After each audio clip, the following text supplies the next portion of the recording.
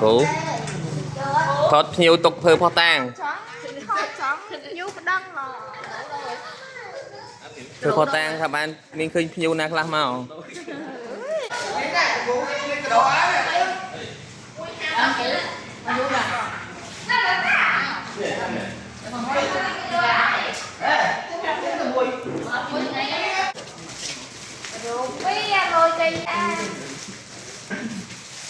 bài gì vậy? Mấy sáng chiêu. Ăn khỏi bệnh đây là xã. Sáng chiêu của cô. lịch tích mấy Vâng, cô gì vậy?